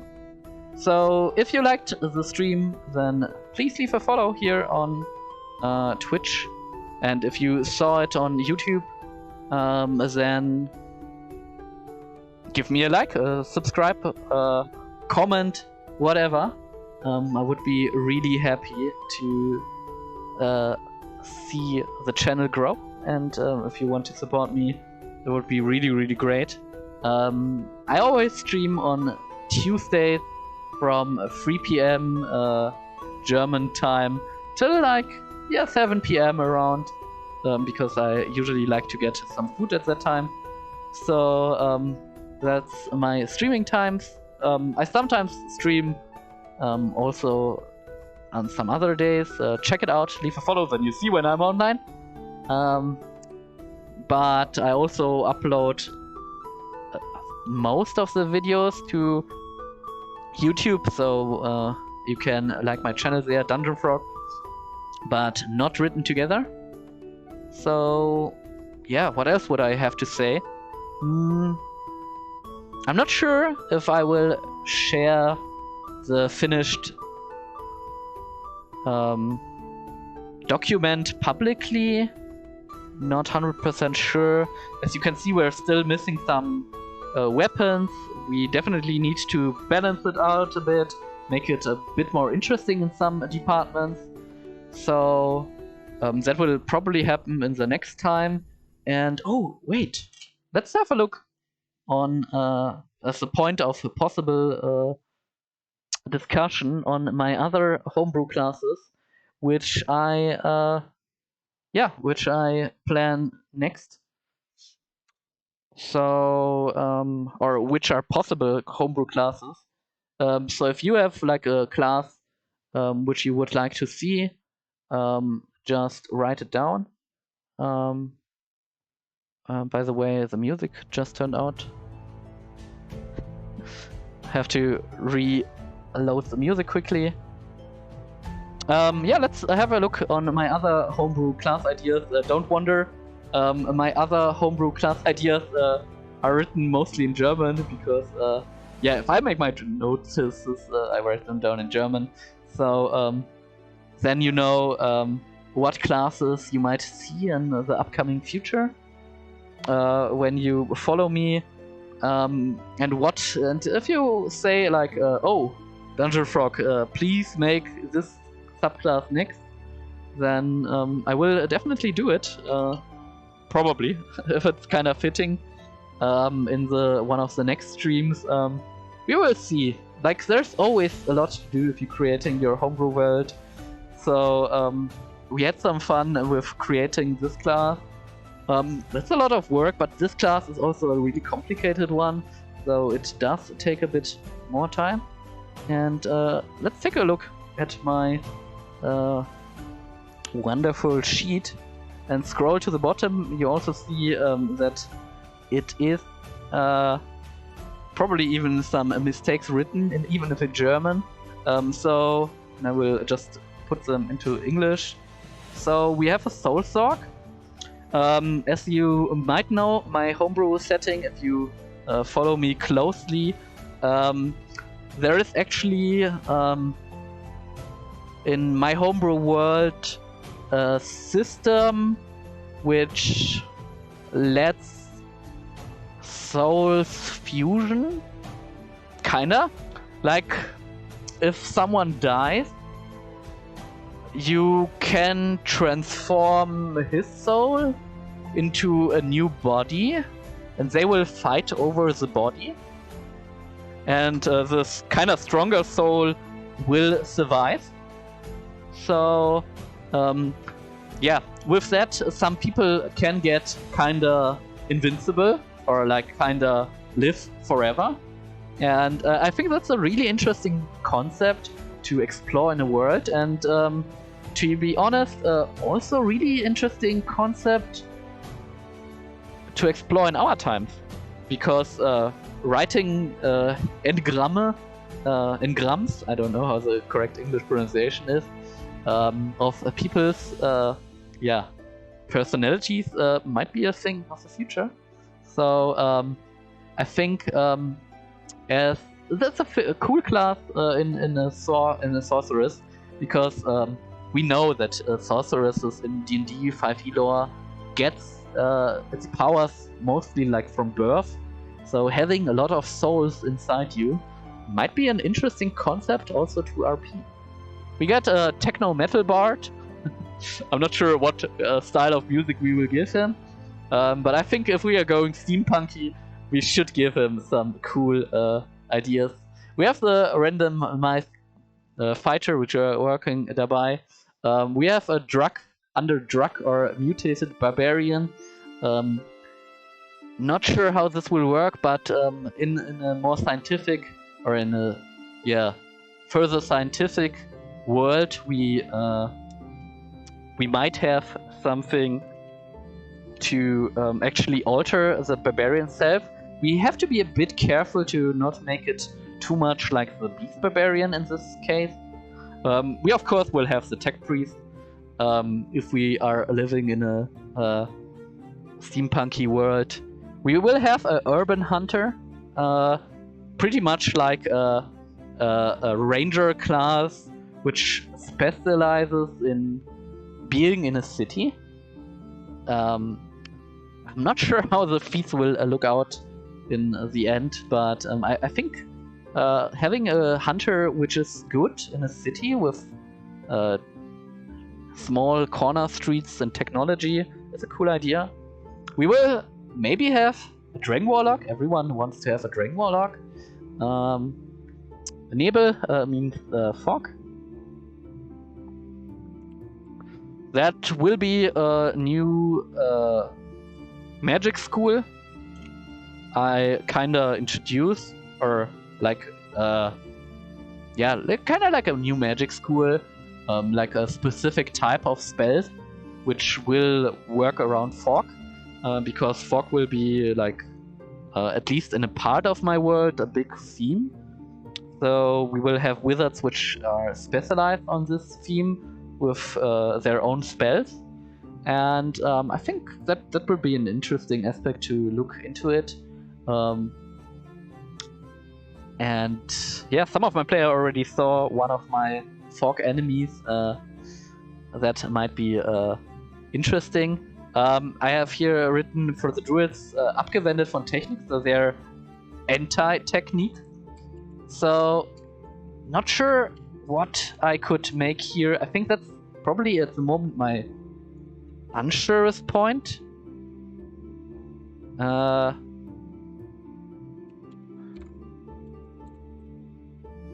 Maybe Primordial.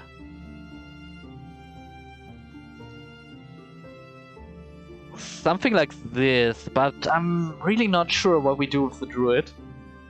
Druids have it a bit harder, maybe, in a steampunky setting. They could, but that's also not really druidic, right? They could like try to make machines and nature living in cohesion. But what would be this for a class? Harmony? But yeah, I'm not sure how we can really frame this well. We will have a monk with a power fist. That's for sure. Having something like Vice style out of League of Legends, I think it's a really cool idea to make a character like this. Paladin, I'm having two ideas. One is Harmony,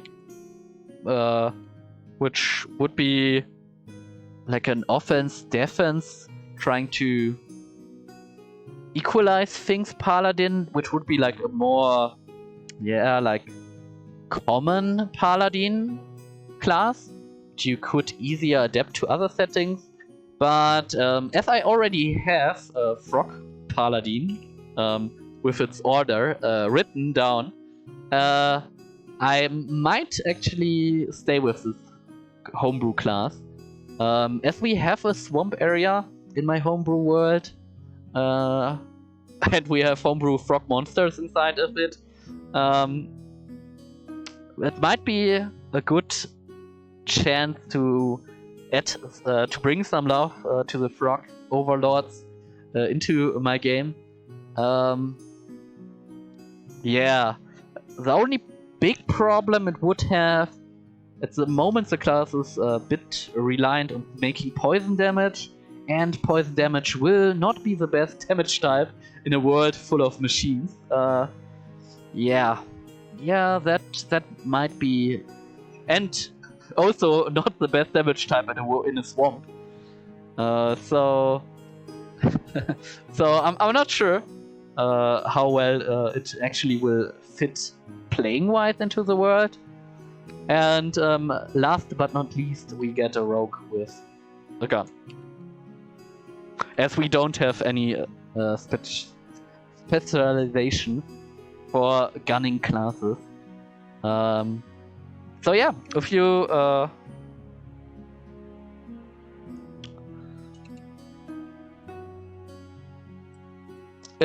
have any favorites to what class you would like to see, I would be totally up. It could be asset based. Yeah, it could be asset based.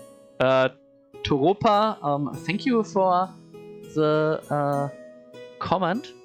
That is a good idea. It could be asset based, which would definitely help. Acid is usually only resisted by oozes. Actually, I think also by some frogs. That would be a good damage type. It would bleed my heart a bit, to be honest, because like I would wish that poison would be something better in D&D and also in Pathfinder and a lot of games. I really like poison, and it's so sad that it's so heavily resisted by everything in the world. So constructs are immune, demons are immune, I think devils are immune, a lot of creatures are immune to poison, stone thingy things are immune, so there are a lot of things which are immune to poison. I really would like to make poison shine a bit more. Yeah, but it's really hard. It's really hard to make it a good type, and we saw how Pokemon did it. They said dragons are too strong, poison Pokemons are too weak. Let's get a new type. Let's get fairies. So yeah, the problem is I don't know. Like fairies are not really fitting into my steampunky world. Oh, or do they? I think it kind of would look cute. Those like fairies having like big goggles on their heads and wearing some steampunk suits. Could be interesting. Like then they have also to their wings an extra jetpack, and then they take their little rapier and fly with the jetpack into your eyes with the rapier. I think that would be cool. A bit. But yeah, probably not what you usually see even in my homebrew world. I think might be a character idea. Might be there might be in the forest or swamps or a mist. Maybe a fog. Maybe mist is even better. I think I also called it mist in my actual playtest. So I actually have to work on this class. If I find the right thing. The frog one is actually done.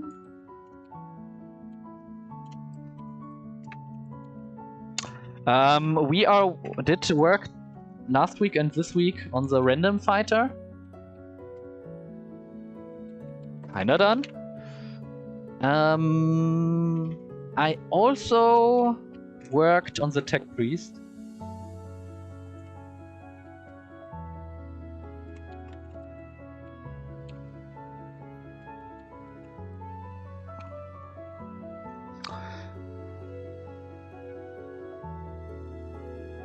I think that's all the classes where I did work on at the moment. Can you go over the concept of the tech brief? Yeah, definitely. Well, I think the problem lore-wise, so as my Homebrewworld system does not focus on many gods. Actually, we only have, I think, 7 gods in the world. It's a bit complicated to explain the whole religion aspects of the game, as a lot of the domains will be counted through one of the gods. A lot more, like the love god will also have like lust. And like you will have a lot more, like a lot more Überschneidung. How it's called?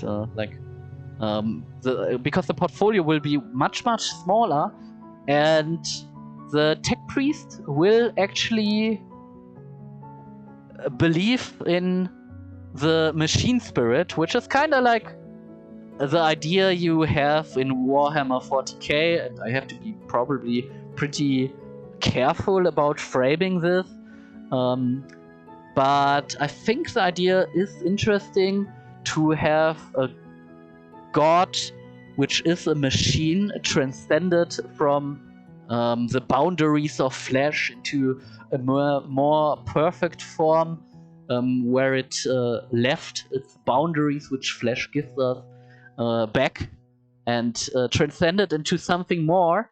And yeah, it could be actually also be a Warlock Patreon, but because it's not like something specifically which you can relate to, and my religion system works a bit different in my homebrew world. It is a bit more like spiritual, not in this world likely. So you can actually pray to it and it will give you power. And also we could take one of the concepts in Warhammer 40k of the Orcish gods in the future, because they're like if orcs in Warhammer 40k build a machine, like they're building a car, then they just put things together and then they believe that this machine will work. And through the god, the machine actually does work. So there is this funny story in Warhammer 40k lore. I'm a huge fan of the Adeptus Mechanicus as well. You see some points overall in my world also from them. It's like my favorite faction, which is like a highly technolized human species, but who deeply believe in a robot god, and this creates a lot of conflict.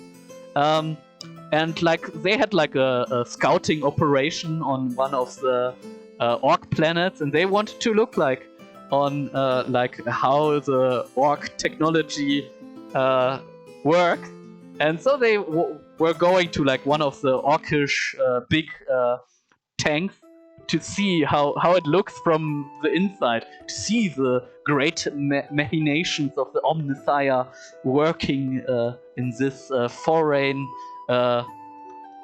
I think like heritage technology way, and then they opened like to see inside the machine, and the tank was empty, and there was only written down on it "Brum Brum." So like a car would make the sound, how it would drive with a lot of power, and that was like the whole engine of the car. So it was actually an empty car, and they believed that it worked. And yeah, the tech priests, of course, were kind of they were like, oh okay, this is not how the Omnissiah did plan it. And I think getting those aspects into my campaign can be funny. It brings a lot of secrets into the story, because it's not really clear how I want to frame it. And I think that's an interesting domain.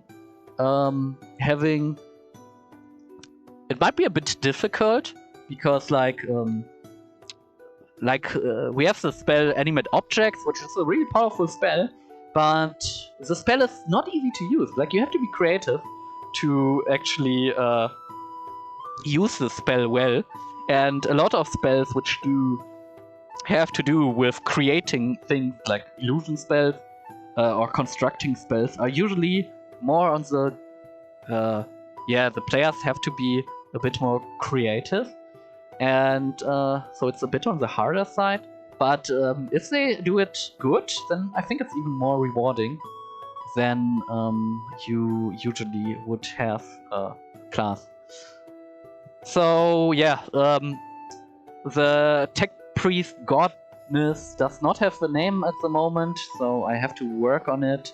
But one of the first things we will do before releasing the Homebrew World will be to have a map. Like the main city, the capital city, will have a map. Probably the overworld, 1, 2, 3 NPCs, the major NPCs, and the pantheon of the gods. All around 8, 7, 8 will have a picture. So that will be the first things which will be hopefully drawn, and I'm always looking for artists to help me out here with the drawing part. But so I hope you got a small idea how the tech priest should work in the end. Fluff-wise and mechanical-wise, we will see some construction elements, and try to not make it too strong. Not a peace cleric, not a twilight cleric. So we need to try to find the right balance, and writing the pantheons will be a lot of fun. I kind of look up to this part of campaign building, as I'm always a huge religion fan in D&D 5e.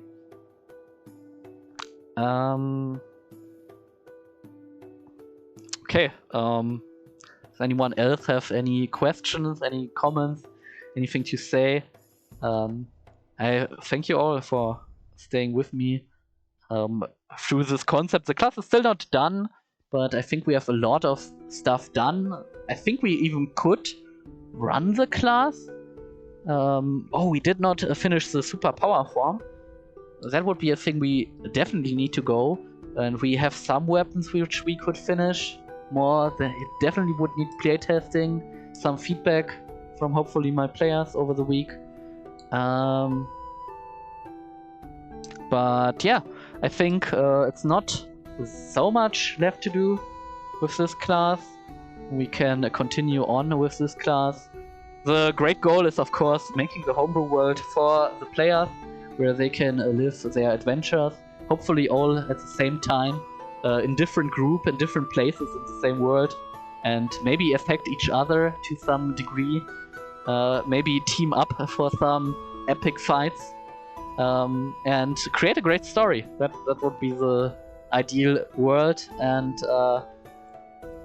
have a cool lore in this world, have some interesting classes, some ways to make material classes a bit more utility better in the later levels. Maybe, but that is a thing later. Maybe some rules for vehicles would be really interesting. It's not something D&D has right now.